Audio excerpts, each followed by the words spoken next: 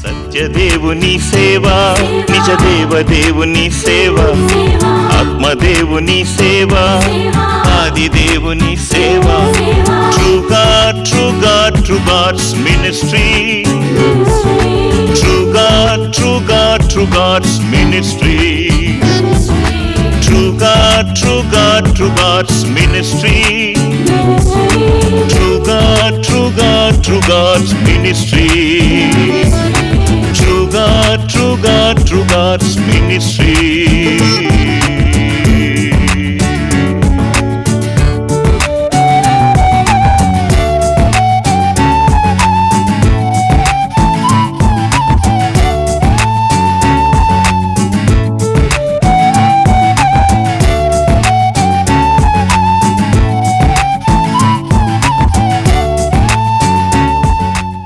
రెండంచుల ఖడ్గం అను మా టీవీ కార్యక్రమాన్ని వీక్షిస్తున్న మీ అందరికీ క్రీస్తు పేరిట శుభాభివందనాలు.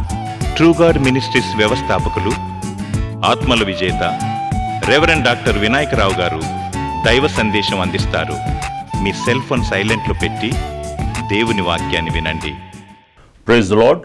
తిరిగి మరొకసారి ఈ వారము మీ ముందు నన్ను ఈ రీతిగా నిలబెట్టిన దేవునికి స్తోత్రములు అర్పిస్తున్నాను. మీరు కూడా వాక్యమందు బలపడుతున్నారని దేవుని యందు నమ్ముచున్నాను. మరి ముఖ్యంగా ఒక ప్రకటన అండి.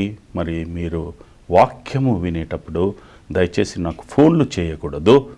మరి వాక్యము అనంతరము నాకు ఫోన్లు చేయండి. మనము మాట్లాడుకోవలసి ఏ విషయమైనా మనము ఏకీభవించి ప్రార్థించగలము. ఈ వారము నేను మీతో మాట్లాడవలసిన అంశం ఏంటంటే మై సాల్వేషన్, స్వకీయ రక్షణ. పరిశుద్ధైన పౌలు చెప్తున్నాడు, నేను రక్షింపబడ్డాను. ఏ విధంగా నా యొక్క రక్షణను నేను సంపాదించుకోగలిగాను, దాన్ని భద్రపరచుకోగలిగాను. ప్రతి మానవుడు, ఈ లోకంలో వచ్చిన ప్రతి మానవునికి రక్షణ అవసరము. ఎందుకంటే ప్రతి మానవుడు క్షీణించనై ఉన్నాడు, మరణించనై ఉన్నాడు. ఆ మరణంలో నుంచి మనము రక్షింపబడాలి. ప్రియ బిడ్డ, నీవు ఏ దేశస్థుడివైనా, ఏ కలర్కు చెందిన, ఏ మతస్థుడవైనా, ఎవరైనా సరే మానవ రీతిగా ఈ లోకమునకు వచ్చిన వారు తప్పకుండా రక్షింపబడాలి. అందుకే పరిశుద్ధైన పౌలు చెప్తున్నాడు, నేను 3 విధాలుగా రక్షింపబడ్డాను, దాన్ని భద్రపరచుకోగలిగాను. మొదటిగా అతడు ఏమంటున్నాడంటే procured by the works of Christ. Procured అంటే సంపాదించుకొనుట. మరి అతడు ఆ యొక్క క్రియల ద్వారా, యేసు ప్రభు యొక్క క్రియల ద్వారా నేను రక్షింపబడ్డాను అని అంటున్నాడు. మొదటిగా మరి 1 తిమోతి 1వ అధ్యాయము 15వ వచనంలో చూసినట్టయితే, పాపులను రక్షించుటకు క్రీస్తు యేసు ఈ లోకమునకు వచ్చెను. వాక్యము నమ్మదగింది, పూర్ణ అంగీకారమునకు యోగ్యమై ఉన్నదని, అట్టి వారిలో నేను ప్రధానుడను, నేను మొదటివాడను. ఎందుకంటే పాపులను రక్షించుకొనుటకు యేసుక్రీస్తు ఈ లోకంలోనికి వచ్చాడు. ఆయన పేరులోనే ఉందండి అర్థము. యేసు, జీసస్ లోకరక్షకుడు. ఆ రక్షకుడు పాపులను రక్షించుకోవడానికి ఈ లోకములో ఉన్న వారందరినీ పాపులు అంటున్నాడు. అవును, మనం పాపులమే, పుట్టుకతో పాపులము. కాబట్టి మనము ఆజ్ఞను ధిక్కరించి ఆ పాపాన్ని మన మీద వేసుకున్నాము. అందుకే పాపులను రక్షించుకోవడం కోసము యేసు ప్రభు ఈ లోకానికి వచ్చాడు. ఈ వాక్యము నమ్మదగింది. ఈ వాక్యాన్ని నేను నమ్మాను, మీరు కూడా నమ్మాలి. ఎందుకంటే నేను ప్రముఖ పాపిని, నేను మొదటివాడిని పాపంలో చేసేవాడిగా. యేసు ప్రభువును ఎంతో నేను అడ్డగించాను, శిక్షించాను. అందు విషయమై నేను ప్రముఖంగా అతన్ని హింసించిన వాళ్ళలో నేను ప్రధానుణ్ణి. ఆ విధంగా నేను ఈ వాక్యాన్ని నమ్మాను, ఆయన క్రియలను నమ్మాను, ఆయన క్రియలను చూశాను. అదేవిధంగా పూర్ణ అంగీకారమునకు నేను పూర్తిగా నమ్మాను. ప్రియ బిడ్డ, మనం కూడా నమ్మాలి. నీకు ఆ రక్షణ కావాలంటే మొదట ఈ యొక్క వాక్యాన్ని, నీకు ప్రకటించబడే ఈ వాక్యము, నీ ముందున్న ఆ బైబుల్ వాక్యము, ఆ గ్రంథంలో ఉన్న వాక్యాన్ని నీవు నమ్మాలి. అది ఏం కల్పిస్తుందో తెలుసా? పూర్ణ అంగీకారమునకు యోగ్యమై ఉన్నది. It makes you to worthy. ఒక విలువ గల, ఒక ఘనత గల, ఒక ఆధిక్యత గల మానవునిగా నిన్ను పరిగణించుతుంది. ఆ విధంగా నిన్ను తీర్చిదిద్దుతుంది. కాబట్టి నువ్వు వాక్యాన్ని నమ్మాలి, వాక్యాన్ని పూర్ణ అంగీకరించాలి. అట్టి వారిలో నేను ప్రధానుణ్ణి, నేను ముఖ్యమైన వాణ్ణి, నేను మొదటి వాణ్ణి, ఆ వాక్యాన్ని నమ్మాను. కనుక ఇక్కడ చూసినట్టయితే అందరూ పాపులే.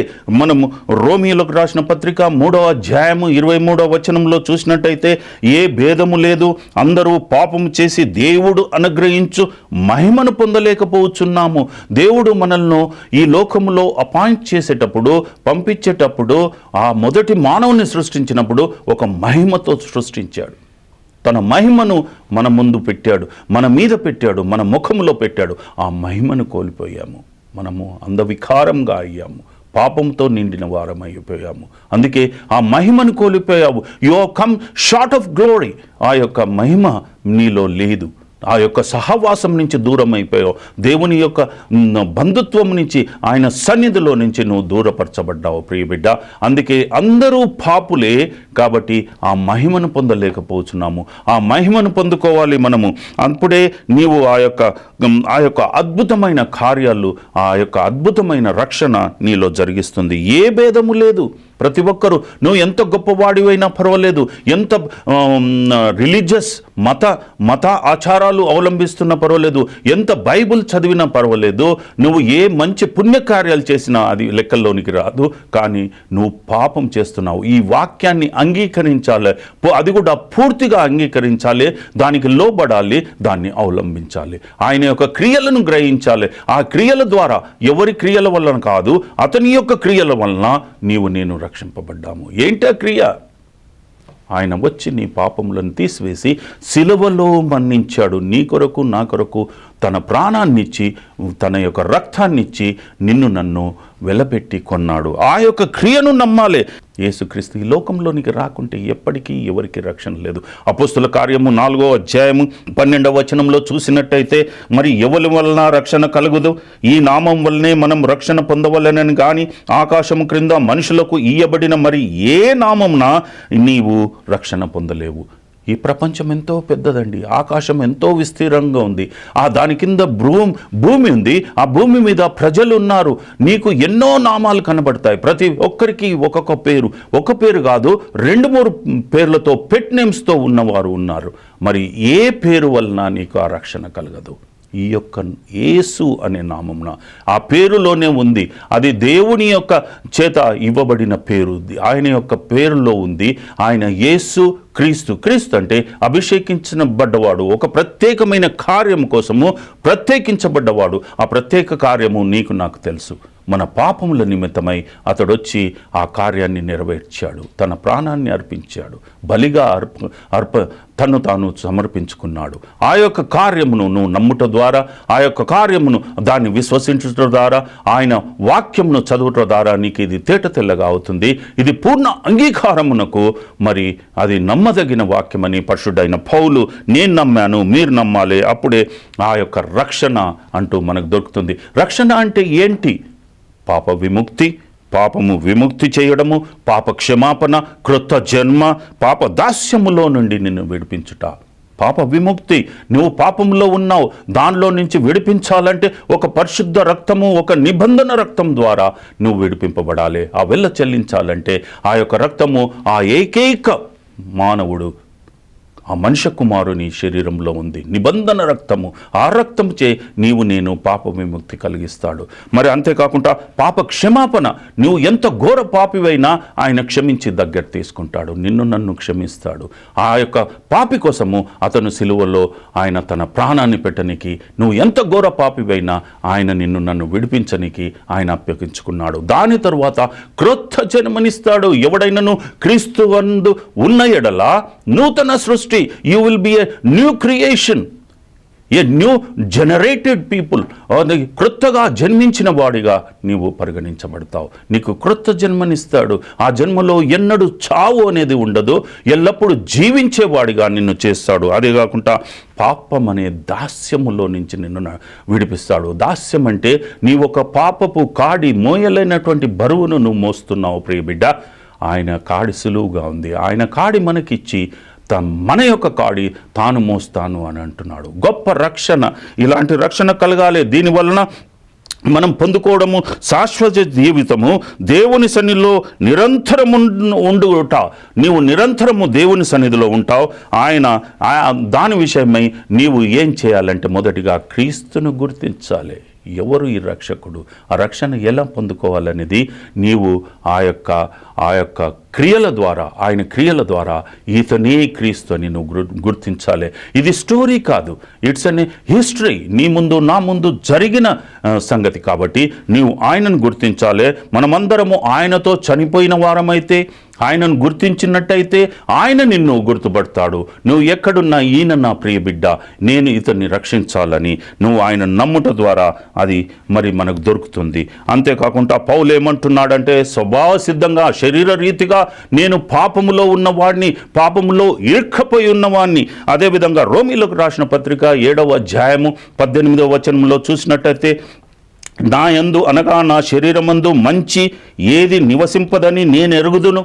నా శరీరమందు ఏ మంచి కార్యం కానీ, మంచి తలంపులు కానీ, కోరికలు కానీ, మంచి క్రియలు కానీ నా శరీరంలో నివసించయని నేను ఎరుగుతాను. ఎందుకంటే శరీర రీతిగా జీవించేవారు, శరీరేచ్ఛలకు లోనైన వారు పాపములోనికి ఉన్న వారి కింద మనము చూస్తున్నాము. కాబట్టి శరీరము పాపమునకు, సాతానుకు లొంగిపోయి ఉన్నది. కాబట్టి శరీరేచ్ఛలన్నీ పాపక్రియలే. కాబట్టి నేను శరీరంలో నివసింపదని, మంచి ఏది నివసింపదని నేను ఎరుగుదును. మేలైనది చేయవలనని కోరిన నాకు కోరిక కలుగుచున్నది, కానీ దాన్ని చేయుటకు నాకు కలుగుటలేదు. అతని చెప్తున్నాడు పరిశుద్ధుడైన పౌలు. నేను చెయ్యాలని అనుకుంటున్నాను, కానీ నేను చెయ్యలేకపోతున్నాను. నేను నిస్సహాయుణ్ణి, నాకు సహాయం కావాలి. అందుకే రోమీలకు రాసిన పత్రిక 7వ అధ్యాయము 25వ వచనంలో మన ప్రభు అయిన యేసుక్రీస్తు ద్వారా దేవునికి కృతజ్ఞత స్తుతులు చెల్లించుచున్నాను. కాగా మనస్సు విషయంలో నేను దైవ నియమమునకును, శరీర విషయంలో పాప నియమమునకును దాసుడనై ఉన్నాను. నువ్వు శరీర రీతిగా ఉన్నట్టయితే ప్రియబిడ్డ, నీవు పాపమునకు దాసుడవై ఉంటావు.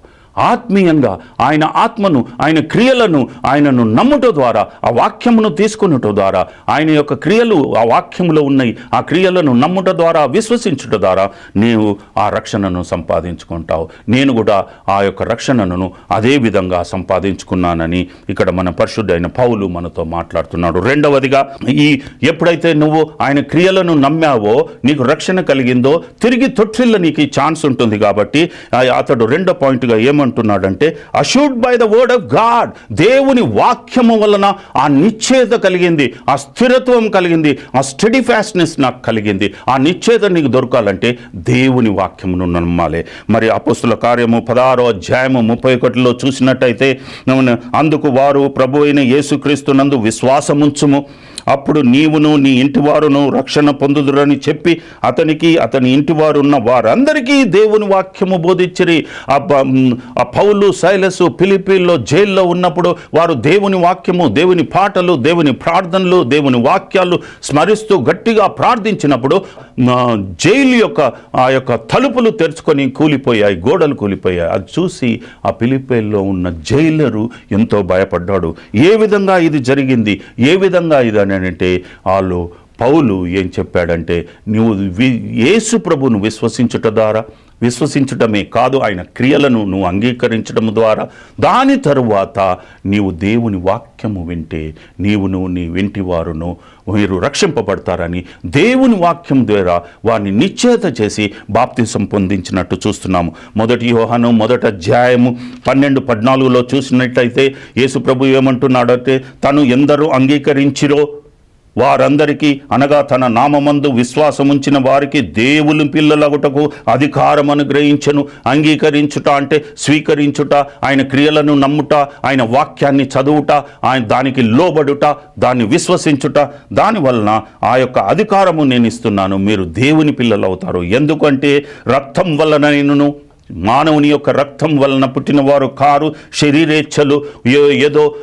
ఆడ మగ శరీరేచ్ఛల వలన పుట్టినవారు కారు, మానవేచ్ఛలు, ఒక ఫిమేల్ జెండరు, మెయిల్ జెండరు, మనకు పిల్లలు కలగాలని వారు కలయిక ద్వారా పుట్టిన పిల్లలు కారు.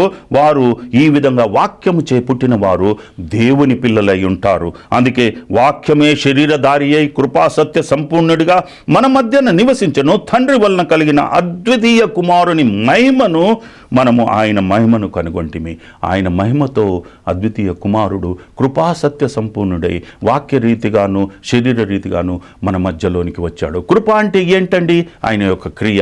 కనికరముతో ఆయన శిలువ ఎక్కాడు. సత్యం అంటే ఏంటండి? ఆయన చనిపోయి పునరుత్థానుడయ్యాడు.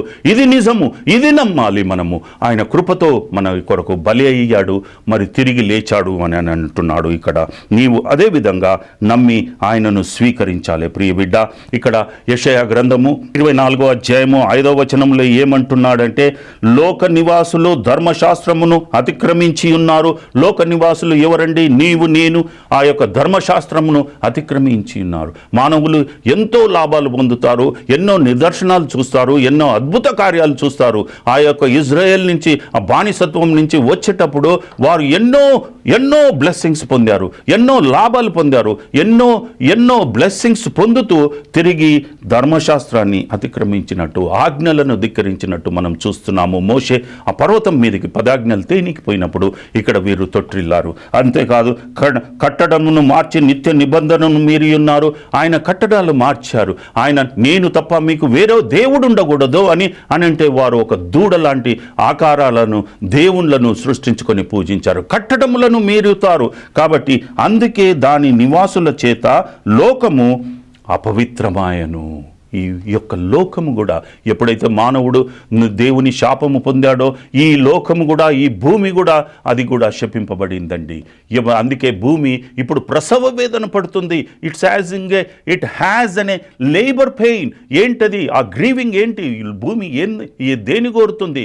ఎప్పుడైతే ఆ కుమారుని యొక్క ప్రత్యక్షత అయినప్పుడు, ఈ యొక్క పాపమైన మనుషులు ఎప్పుడైతే ఆ మహిమను పొందుకుంటారో, నేను కూడా ఈ పాప దాస్యములో నుంచి విడిపింపబడి నేను కూడా మహిమను పొందుకుంటానని అది కూడా నిరీక్షిస్తుంది. అది కూడా ప్రసవ వేదన పడుతుంది.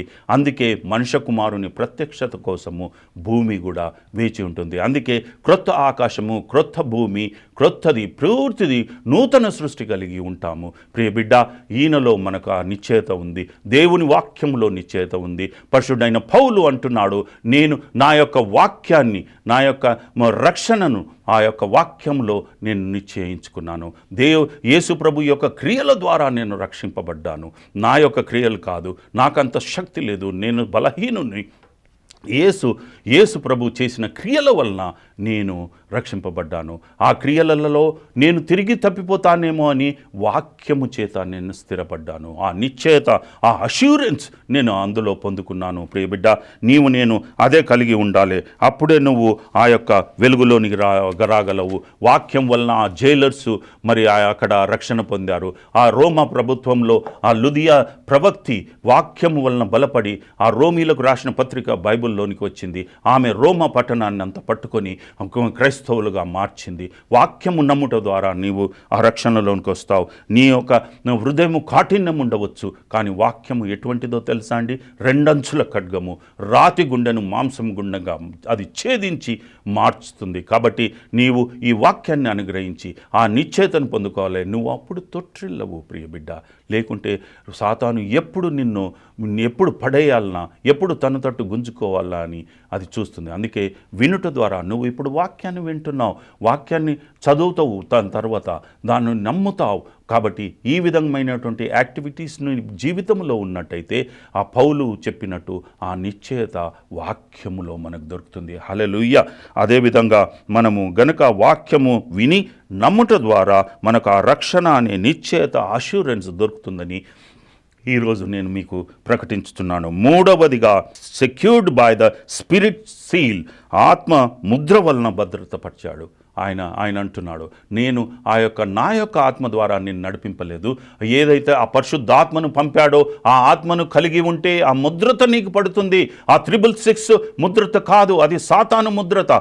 ఈ యొక్క ఆత్మ ముద్ర నీవు వేయించుకోవాలి. ఆ స్పిరిట్ సీల్, ఆ స్పిరిట్ ఆయన యొక్క ముద్ర ద్వారా ఆ యొక్క ఆత్మను నువ్వు నీ హృదయంలో రిసీవ్ చేసుకున్నట్టయితే ఉభయలుగా నీవు తండ్రి సన్నిధిలోనికి తీసుకెళ్తానంటున్నాడు. ఆ యొక్క యొక్క ఆత్మను కలిగి ఉండాలి ప్రియ బిడ్డ. నీ యొక్క ఆత్మను తీసివేసి ఆయన ఆత్మను, లేకుంటే ఆయన ఆత్మతో నీవు సంబంధంగా సరి సంబంధంగా కలిగి నీవు దేవుని సన్నిధిలోనికి వెళ్ళాలి. 2 కొరింథీయులు 1వ అధ్యాయము 22వ వచనంలో చూసినట్టయితే, ఆయన మనకు ముద్ర వేసి మన హృదయముల్లో మనకు ఆత్మను సంచు కరువును అనుగ్రహించి ఉన్నాడు. సంచు కరువు అంటే బదులుగా ఆయన నీ ఆత్మకు బదులుగా తన ఆత్మతో నిన్ను నడిపిస్తానంటున్నాడు. హల్లెలూయా. ఎందుకంటే ఆయన ఆత్మను నువ్వు కలిగి ఉంటే నువ్వు తొట్టిల్లవు, నువ్వు స్టడీ ఫాస్ట్గా ఉంటావు. నీ యొక్క గురి అంతా పరలోక రాజ్యములో ఉంటుంది. నేను ఎప్పుడు దేవుని సన్నిధిలో ఉండాలా అని పరిశుద్ధైన పౌలు నేను అది కలిగి ఉన్నాను, ఆ ముద్రచే నేను ముద్రింపబడ్డాను అని అంటున్నాడు. ఆయన ఆత్మ, యేసు ప్రభు యొక్క ఆత్మ ముద్ర వేసి మన హృదయములలో మన ఆత్మకు బదులు ఆయన ఆత్మతో నింపుతానంటున్నాడు. అంటే ముద్ర అంటే దేవుని యొక్క ఆత్మ. దీన్ని పొందుకోవాలి. దేవుని శుభవార్త విని సత్యమును గ్రహించుట ద్వారా విశ్వాసులంతా స్థిరంగా నిలబడతారు. మరి 1 కొరింథీయులు 16వ అధ్యాయము 13వ వచనంలో చూసినట్టయితే, ఈ ఆత్మను కలిగి ఉన్నవారు మెలకువగా ఉండుడి, వాచ్ యువర్ సెల్ఫ్. ఇజ్రాయేలు దేవుడు కునుకడు నిద్రపోడు. అదేవిధంగా ప్రతి విశ్వాసి ఉండాలి, కునుకడు నిద్రపోడు, మెలకువగా ఉండాలి. ఒక యుద్ధ వీరుడు లైక్ నింజా, అతడు ఎంత హుషారుగా ఉంటాడో తెలుసా, ఎంత షార్ప్గా ఉంటాడో తెలుసా, ఆ విధంగా నువ్వు ఉండాలి, మెలకువగా ఉండాలి. లేకుంటే సాతాను ఎప్పుడు మింగుదునా అని గర్జించు సింహం వలె ఎదురు చూస్తుంటాడు. మెలకువగా ఉండాలి, విశ్వాసమందు నిలకడగా ఉండాలి. ఫెయిత్లో చాలా సాలిడ్, ఆవగింజంత విశ్వాసం ఉంటే చాలు, ప్రతిదీ నువ్వు నిలబడతావు. ఆవగింజ చితుకదండి, నువ్వు దాన్ని ఎక్కడ వెయ్యు, నూనెలో వెయ్యు, చివరికి అది చూసినట్టయితే దాని షేప్ అదే విధంగా ఉంటుంది. చితుకనట్టు విశ్వాసం ఉండాలి. నీకు ఎంతో విశ్వాసం ఉన్నదని నువ్వు చెప్తే అది కాదు. ముఖ్యంగా ఆవగింజంత చితుకని విశ్వాసం ఉంటే ఈరోజు పరలోక రాజ్యము నీది. దాని తర్వాత పౌరుషము గలవారయుండడి. 1 కొరింథీయులు 16:13లో పౌరుషము గలవారయుండడి అంటే పౌరుషం అంటే ఏంటి? బ్రేవ్. నీవు ధైర్యముతో ఉండాలి, స్థిరత్వంతో ఉండాలి. ప్రియ బిడ్డ, నీవు ఆ ధైర్యమును కోల్పోకూడదు. వాక్యమును కలిగి ఉంటే నీకు ఆ ధైర్యం ఉంటుంది. ఆ 2 అంచుల ఖడ్గం అనేది నువ్వు ధరించి ఉంటావు. ఎటు చూసినా నువ్వు, ఎక్కడి నుంచి వచ్చినా నువ్వు వారిని ఛేదించనీకి రెడీగా ఉంటావు. బ్రేవ్. నువ్వు సాతాను క్రియలను నువ్వు అడ్డగించాలి, దాన్ని అగెన్స్ట్గా పోరాడాలి. సాతాను క్రియలు చేసి వారిని అడ్డగించాలి. నీవు దుష్ట క్రియలు, దుర్మార్గ క్రియలు, అబద్ధ క్రియలు, అబద్ధమాడుతున్నావా? It's a shame. అబద్ధం ఆడకూడదు. కనుక నీవు వీటన్నిటినీ ఎదిరించాలి. అబద్ధం ఆడేవారు, అబద్ధము ఎవరికి పేరో తెలుసా అండి? సాతాను యొక్క జనకుడు. ఆ యొక్క అబద్ధం ఆడేవారు సాతాను యొక్క పిల్లలు. నీవు దేవుని కుమారునివి.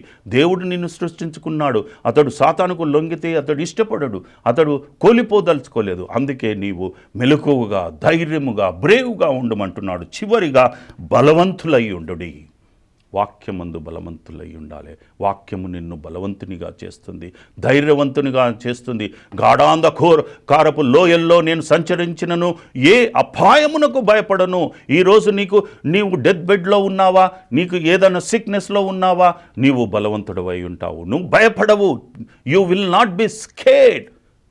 కనుక నువ్వు ఆ విధంగా ఉండాలని నేను వాక్యం ద్వారా మిమ్మల్ని హెచ్చరించుతున్నాను. ఎందుకంటే 1 కొరింథీయులు 6:19-20లో చూసినట్టయితే, మీరు మీ దేహము దేవుని వలన మీకు అనుగ్రహింపబడిందో మీలోనున్న పరిశుద్ధాత్మకు ఆలయమై ఉన్నదని మీరు ఎరగరా?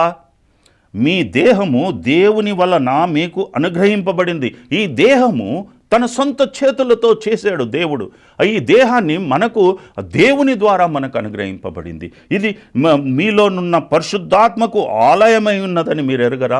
ఆ యొక్క ఆత్మచే నువ్వు నడిపింపబడితే అది పరిశుద్ధాత్మకు ఆలయమై ఉంది. It's a temple of holy spirit. ఆ యొక్క ఆదరణకర్తను అందుకే పంపాడు యేసు ప్రభు. ఇక్కడి నుంచి వెళ్ళిన తర్వాత ఈ ప్రామిస్డ్, నేను ఆదరణకర్తను మీ మధ్యలోనికి పంపుతానని. అదే ఇది ఆదరణకర్త. మీరు మీ సొత్తు కారు, మీరు వెలపెట్టి కొనబడ్డవారు కనుక మీ దేహముతో దేవుణ్ణి మహిమపరచుడి. మీ ఆత్మతోనే కాదు, దేహముతో కూడా నీవు దేవుణ్ణి మహిమపరచాలి. ప్రియ బిడ్డ, యోహాను సువార్త 6వ అధ్యాయము 39-40 చూసినట్టయితే, ఆయన నాకు అనుగ్రహించిన దాని అంతట్లో నేను ఏమీ పోగొట్టుకొనక అంత్య దినమున దాన్ని లేపుట నన్ను పంపమని చిత్తమయ్యున్నది. ఆయన అనుగ్రహించిన, ఆయన యందు స్థిరత్వంగా ఉన్నావా? ఆయన రక్షణ పొందుకున్నావా? ఆత్మచే నా యొక్క ఆత్మ మిమ్ములను ఆయన సన్నిధిలోనికి నడిపిస్తుంది. ఒకవేళ నాకు తండ్రిని మిమ్ములను నాకు అప్పగించినట్టయితే నా ఆత్మతో మీ యొక్క హృదయంలో ఉండి నేను నాతో నేడే పరదేశంలో ఉందువని నేను తీసుకొని వెళ్తాను. అందుకే నేను ఏమీ పోగొట్టుకొనక అంత్యదినములో దాన్ని లేపుటకై ఆ యొక్క అపాయింటెడ్ టైంలో, ఆ యొక్క చివరి రోజుల్లో నేను నిన్ను లేపుకొని తీసుకొని వెళ్తాను. హల్లెలూయా. దాని తర్వాత 40వ వచనంలో చూసినట్టయితే, కుమారుని చూసి ఆయన యందు విశ్వాసముంచు ప్రతివాడు నిత్య జీవం పొందుటయే నా తండ్రి చిత్తము, అంత్యదినమున నేను వాని లేపుదును. అందుకే తండ్రి ఆ యొక్క కుమారుణ్ణి మన మధ్యలోనికి పంపాడు, యేసు ప్రభువును పంపాడు. ఇది నువ్వు గ్రహించాలి. ఆయన క్రియలు చేయమని పంపాడు. వారు చేతగాని వారు బలహీనులు కాబట్టి నీవు వారి బదులుగా సిలువ ఎక్కు, దాని తర్వాత వారిని రక్షించు, వారికి నిదర్శనంగా నిలబడు. నీవు ఈరోజు ఆయన క్రియలను గ్రహిస్తున్నావా? నువ్వు గ్రహించాలి ప్రియ బిడ్డ, లేకుంటే నీవు మరణించేవాడిగా ఉన్నావు. దాని తర్వాత నీవు రక్షింపబడ్డావు కదా అని విచ్చలవిడిగా ఉండనికి వీల్లేదు. కాబట్టి ఆయన ఏమంటున్నాడంటే, ఆ యొక్క నిశ్చయత, ఆ స్టడీ ఫాస్ట్నెస్, ఆ యొక్క స్థిరత్వము, మోనార్క్, ఏ పిల్లర్గా ఉండాలంటే వాక్యముతో, దేవుని వాక్యము చదవాలి, దానికి లోబడాలి, దాన్ని అవలంబించాలి, దాన్ని క్రియరూపకంగా పెట్టాలి. దీని తర్వాత నీవు ఎల్లప్పుడూ అక్కడికి నడిపించబడాలి అంటే పరిశుద్ధాత్మను పొందుకోవాలి ప్రియ బిడ్డ. అప్పుడే నీవు నడిపింపబడతావు. ఈ వాక్యాన్ని చదువు, గ్రహించు, జీర్ణించుకో, నెమరు వేసుకో, అప్పుడు నువ్వు జీవిస్తావు. God bless you. ప్రార్థన చేద్దామండి. స్తోత్రములు. హల్లెలూయా. తండ్రి యేసయ్యా, నీ పాదములకు వందనాలు. పరిశుద్ధైన పౌలు ఎంతో గొప్ప పాపి, అటువంటి వాడు నేనే మొదటి వాణ్ణి ఆ యొక్క వాక్యాన్ని నేను నిశ్చేత కలిగి, ఆ యొక్క రక్షణ యేసుప్రభు యొక్క క్రియలు నా కొరకు చనిపోయాడని గ్రహించే దానికి పూర్ణ అంగీకరించాను, నమ్మాను. కాబట్టి ఆయన క్రియల ద్వారా నేను రక్షింపబడ్డాను. రెండవదిగా ఆ యొక్క నేను తిరిగి తొట్టిల్లకుంటా దేవుని యొక్క వాక్యము ద్వారా ఆ స్థిరత్వాన్ని పొందుకున్నాను. ఆ నిరంతరము ఆయన యందు జీవించేలాగున స్థిరపడిపోయాను. నన్ను కదిలించేవారు లేరు, నా ప్రయాసము వ్యర్థము కాదని వాక్యము ద్వారా నేను నేర్చుకున్నాను అని అంటున్నాడు. మూడవదిగా, నీవు పంపించిన ఆత్మను కలిగి ఉండి దానిచే ముద్రింపబడి ఇక నా యొక్క హృదయము నిండా నీ యొక్క ఆత్మను నింపుకొని నీ పరిశుద్ధమైన స్థలములో ఉండనీకి నువ్వు ఇచ్చిన వాగ్దానాన్ని, ఆ వాగ్దాన ఫలాలు పొందని నేను నీతో ఉంటాను అని ఆయన నిర్ధారణ చేసుకుని నిజాన్ని గ్రహించాడు. అదేవిధంగా ఇక్కడ కూర్చున్న వారందరూ, వింటున్న వారందరూ అదేవిధంగా జీవించేలాగా వారిని మలుచుకొనుము. ఎంతోమంది ఎన్నో రకాల డిసీజెస్ వచ్చి I cannot claim them master, name them at the same time. You proclaim, I proclaim your blood upon them, and I just request you, beg you, Lord Master, just touch them, heal them with your wounded hand, stretch your right hand upon them, and వారిని you rebuke them with all the sicknesses. తండ్రి, అన్నిటికంటే మించి పాపం అనే ఆ యొక్క రోగములో నుంచి, ఆ యొక్క కృంగిపోవడంలో నుంచి వారిని లేవనెత్తమని నిన్ను గ్రహించి తాము మలుచుకొని నీ రాజ్య నిమిత్తమై వాడబడే బిడ్డలుగా, జీవించే బిడ్డలుగా వారిని దీవించమని యేసు పరిశుద్ధ నామమున వేడుకుంటున్నాను తండ్రి. ఆమేన్, ఆమేన్, ఆమేన్.